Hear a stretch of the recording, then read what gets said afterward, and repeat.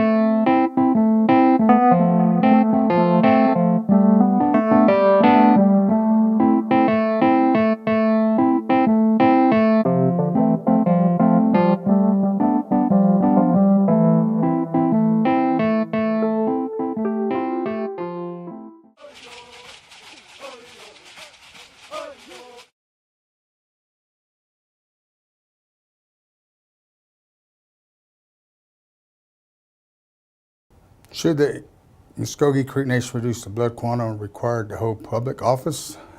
No, I do not see that as a necessary question at this time. I believe it's at a fair and equal level at this time. And so I believe it should not be reduced. The question is, should the Mvskoke Creek Nation reduce the blood quantum requirement to hold public office? And I believe that that would only be fair since the majority of citizens enrolled with the Creek Nation are below the 1/4 blood quantum requirement. In order to be representative of all the citizens in the nation, then that should be reduced. However, it is in our Constitution, which would take a constitutional amendment to do so, which is a vote of the people. So we need all of our people to get out and vote in order to make that happen. Thank you. Meadow. I feel like that at this present time, no, but it would be the choice of the people through a constitutional amendment and a vote of the people. In my opinion, at this moment, I believe it should not be changed. We have plenty of quarter or more blood quantum at the moment. I believe maybe in the future, maybe another generation or so, but in my opinion, not at the moment. At this point, the Constitution states that there are provisions that we have the opportunity to take it to the people in order for them to choose whether they want to lower the blood quantum in order to run for office. Do I feel like that that's the proper thing to do or the right thing to do? I don't really feel like that's that I can answer that as far as needing. I just don't feel like that. Okay, sorry about that. Our Constitution gives us the opportunity to go through the process of lowering the blood quantum if we decide to do so. That process is given to the people. The people have the right to decide that. I don't feel that I can speak at this point as far as what all of the people want. So I'm going to just maintain that we want to follow the process. The blood quantum is something that has been an issue raised the last several elections. It's something that seriously needs to be considered as far as I'm almost a 3/4 Creek citizen, but in things that I've noticed that we're getting less and less of Creek citizens, and I think that's something that should be left up to the people. I really think it's a decision of people to be able to decide the blood quantum, and so it's just something, again, I think should be given to the people to decide. I do not believe that the same-sex marriage should be legally recognized in the Mvskoke Creek Nation. We have court systems outside the Mvskoke Creek Nation that recognizes those marriages, and I believe that the Mvskoke Creek Nation should stay out of people's personal lives. I believe that should be left up to the individuals and the state courts, not our Mvskoke Creek Nation courts. What people do in the bedroom between themselves or in their own homes should not be regulated by any government. That is a freedom that people should enjoy. The privacy of what they do with their lives is not something that the government should have anything to do with.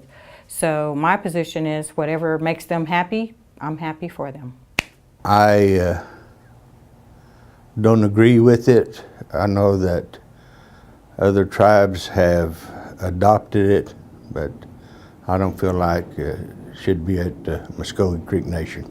Once again, my opinion, I don't believe same-sex marriage should be legal, although it is up to the Constitution to be changed by the individuals by the citizens of the nation. This is just theoretically my opinion, but I believe it should be man and woman, as it is in our culture. I feel like that we should give those an opportunity to seek out being legally married if they choose to do so. Again, there is a process that we can choose to go to decide if that is something that we as Mvskoke Creek Nation would like to allow in our courts. At this time, I do feel like that we should offer to those that are seeking same-sex marriages to have that opportunity. This is a subject. I'm a minister, so this is a subject that I feel like the position of the tribal government is an area that they will at one point probably look at. But at this point, I really don't know. As a minister, I have my thoughts. So I would probably abstain from that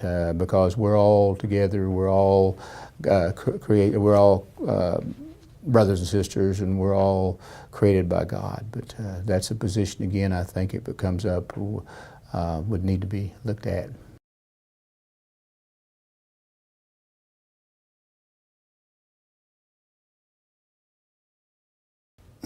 No, I do not believe that the Mvskoke Creek Nation should establish per capita payments to its citizens, but I do believe that that the monies that the tribe does receive, we should increase those in certain areas and decrease those in different areas, such as elder care, such as social services, and different things that affect our citizens on a personal basis.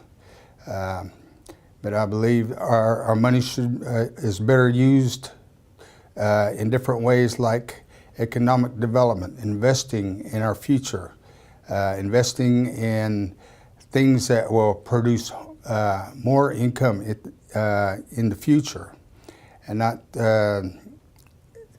I do not believe that the Creek citizens want subsidies or handouts, but they just want the opportunity to succeed, to be self-sufficient and independent. And that's how we should invest our money, and not give it to per capita payments. No, it should not. I don't believe that per capita payments help citizens or help the tribal citizens that receive them become self-sufficient or responsible. I know a lot of tribes that give out per capitas and their citizens become dependent on them, and then they get angry when their payments don't come in or they're not as much as they thought they'd be. I know someone that has just had children, 12 kids, so he could get more per capita payments because he got payments for each kid. So and never worked, has never held a job because he depends on the per capita. That's one reason why I don't believe that per capita would work for our citizens.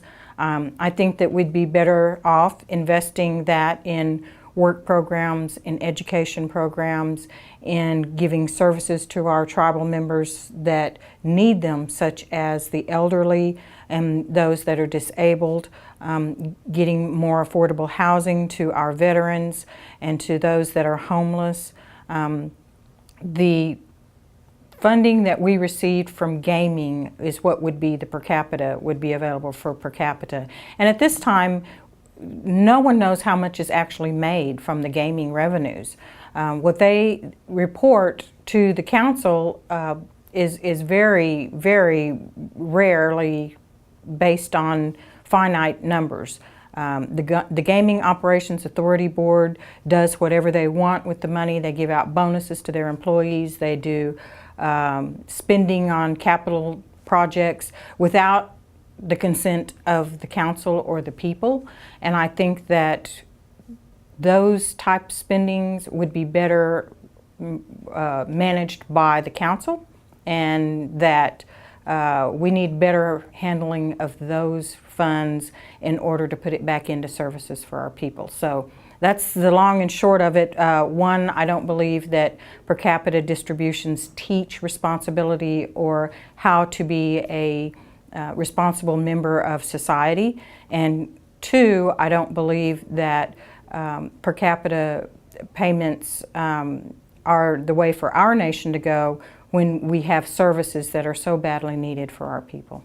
No, I do not think we need a per capita payment for our citizens.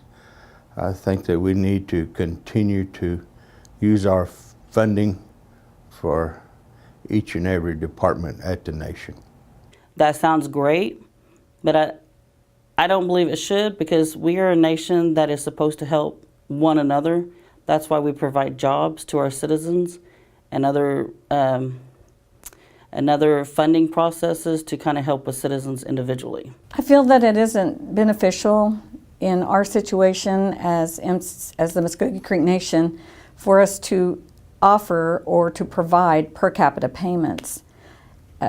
Those funds that are given to the tribes to disperse help to benefit our tribe through our health departments, through our children and family programs, to our social services, to many other programs that are dispersed to help families and individuals that are in need.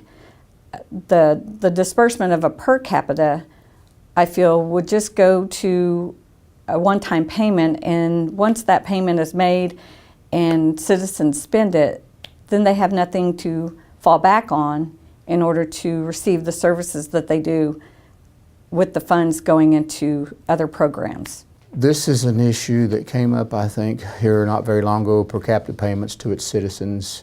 It would be nice, but I think in per capita payments in the times past that I've had them, it seems that it's been a small amount, 100, 150 in that case. But I really feel like something like that is good, is better for the economic development of the tribe, because I think economic development of the tribe is what it's going to really take for us to get more funding in our services. And I'm a very strong proponent, I'm a very strong proponent of economic development, and I think we need to look at our economic development to be able to get more revenue for these services that we need for our citizens. Where right now we have a certain pot that we're working from for monies for our citizens, and this would be another area for us to be able to develop our economic base.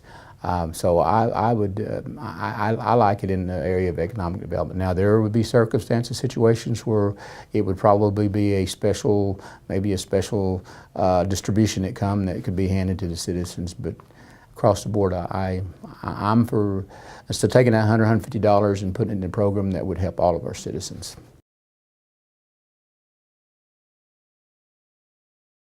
Social media. I have a website that I use on Facebook. In the press, I would update those on a monthly basis on what I have been trying to accomplish or what my plans are for the near future. And in the community meetings, my plan is to meet with each community and see what their needs are on a one-on-one basis and what their ideals are. You know, I got some plans on what we could do as a community and as a tribe to build healthier communities for economic development and to expand our borders outside of the tribal boundaries, because I believe those things need to be examined in order for our communities to be more self-sufficient and to be more independent. But that's my main objective, is to meet communities on a one-on-one basis.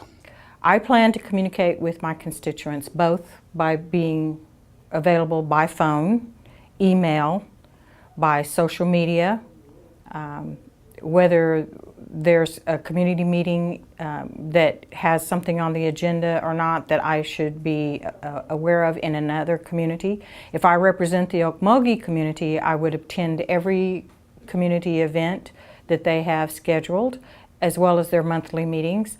Only if the press has a special forum or has something going on for all of the council members to provide input, then I would use the press. But I wouldn't use the press as an outlet for a sole project or for a sole opinion. I believe that communication is lacking within our council members presently. There are a few that are open to receiving calls. I know that I've tried to reach out to members before and could not get a call back or an email back, but there are a few that have. But I would be open and available at any time, night or day, just as I am with all of my current clients for my law practice. So I believe communication is key. Thank you. I currently am the representative for Okmulgee District Seat B, and I attend the community meetings here within the boundaries of Okmulgee District. But that being said, there are 6 communities that we need to meet with every month. And once in my 9.5 years I've been on council have I been able to make all 6 community meetings in 1 month, in the same month. So I have gone to other communities and met with them, but not like some of the other districts where they have one community in their district or 2 communities that allows them to go to other communities. As far as social media, I do not do Facebook. I'm still of the older generation, but I don't do the Facebook. I use all 3. I like social media because it's quick, fast, people have questions all the time, you never know when to respond. But if you want a timely and accurate manner, that's kind of the best. The press, they're always good to get to you. Sometimes it takes a little time, but do what you got to do to get there. Community meetings are always great. As being a former community chairman, I believe in helping one another, and communities and your local areas is a place to be. I'm a very big supporter of communication. I believe communication is important by utilizing social media, email, phone conferencing, video conferencing. We all have the ability to do that now with the technology we have today. We have so many things that are communicated.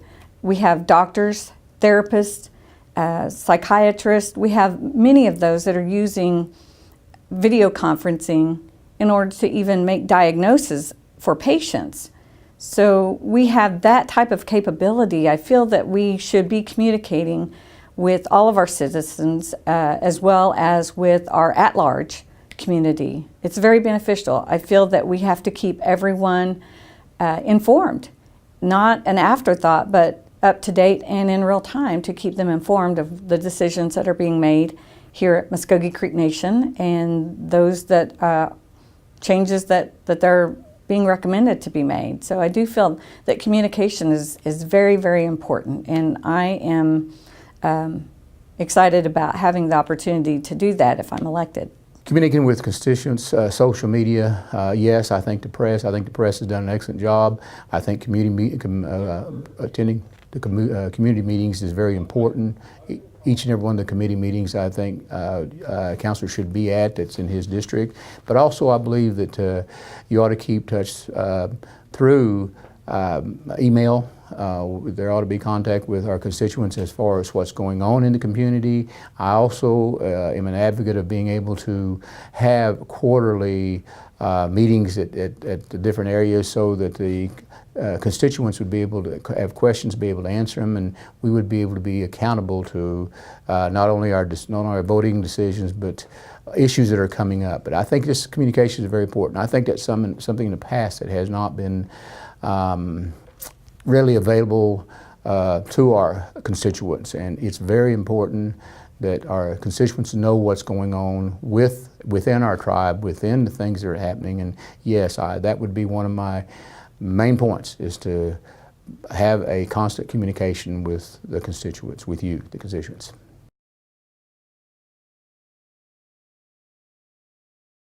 My political affiliation is that I am a Republican. I feel that Republicans have the same aspirations as I do, but that doesn't mean that I vote strictly Republican.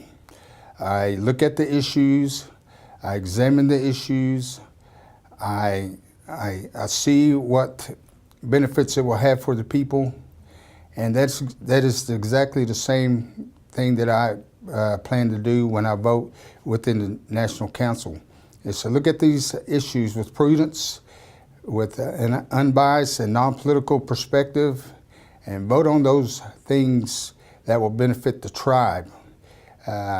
There's been too much spending on frivolous things that we could better use that money elsewhere.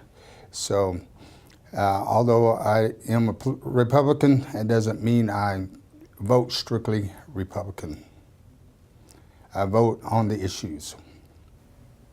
My political party affiliation in federal and local elections is a Democrat. I've been a registered Democrat since 1981. I have voted in almost every election, whether it's a county, state, or federal election. I believe that every vote matters, and I take that very seriously as a citizen. It is our duty to vote and make a decision about who will be leading us at all levels of local, state, and federal government. So I am a registered Democrat. I've been an active member of the Democratic Party for several years, and I plan to continue in that affiliation. I'm a registered Democrat. Well, my affiliation with for federal or local elections. Right now, I believe in, I'm a Democrat. I'm also for Beg City Council. I'm Ward District 4. I'm also president of the council. So I believe in, having different political party affiliations. Sometimes is a good thing, but it's all on your preference.